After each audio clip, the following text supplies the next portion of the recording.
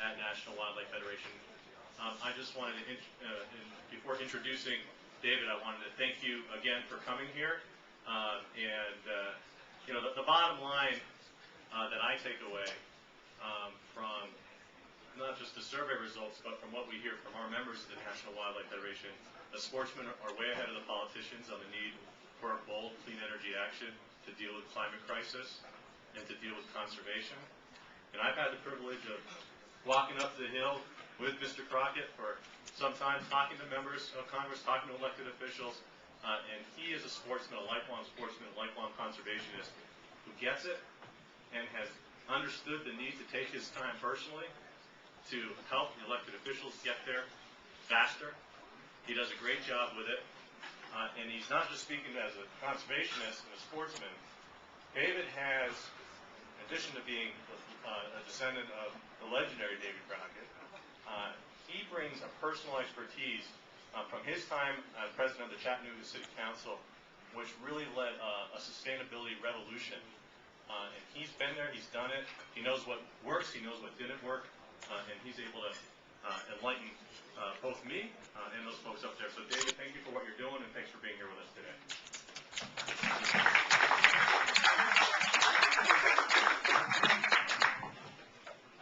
I'm honored to be here today, and I'll pick up on just a couple of themes. I'm honored to be with Congressman Dingell, and I didn't realize I was sitting next to him, and he was behind me, and I was telling someone, a reporter from Seattle, about the Dingell-Johnson Act, and recalling a time way back when sportsmen paid for the outdoors that all of us enjoy through the passage of the Pittman-Robertson Act, which was a tax on ammunition and guns, and the Dingell-Johnson Act that was a tax on fishing tackle, buying boats in the outdoor enjoyment of the pursuit of fishing. No other group pays as they go. So the state agencies, they receive their revenue from that. And how did that happen, and what brings all these 1,000 groups together, the 600 or 700 we have now? Frankly, it's the National Wildlife Federation. They did that in 1936, and I couldn't help but think how common today is to that very time, and both conventions going on. And in 1936, everybody understood there were economic hard times, and something needed to be done, harder than they are today. And there was an insistence that action be taken. But in doing that, we did some things that fall in the category of my favorite Dennis the Menace cartoon, How Come Dumb Stuff Seems So Smart While You're Doing It? And we were destroying wetlands and hunting lands during Franklin Roosevelt's early time when he was trying to give people jobs, and we needed to do that. This little run-up we had in gas got everybody excited, and a knee-jerk reaction to go do something. Well, at that time, Dean Darling started what became the National Wildlife Federation and organized hunters and fishermen across the United States, got the first Fish and Wildlife started, got sportsmen to pay for it with a tax on themselves to fund all the agencies, and now National Wildlife Federation is back at a national policy role trying to get things done just to pass climate. Here's a tip for you if you're covering the convention. I don't care if you're in Minneapolis or if you are in Denver. Everybody you meet, particularly those who have anything to do with a public office or are seeking one, from a school board to a city council to a mayor to the president, will have an energy speech and a climate speech ready to give you. And I don't care what part of it. So you will hear that. But it has to go just a little bit further than that.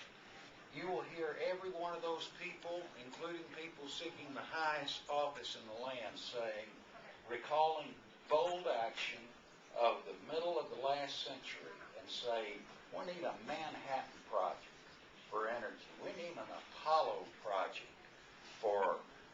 clean energy and for the environment. We need a Marshall Plan. We need an Eisenhower infrastructure plan. Now, what do all those things have in common? Number one, all the people who did them are dead. It is a half a century ago that we recall, and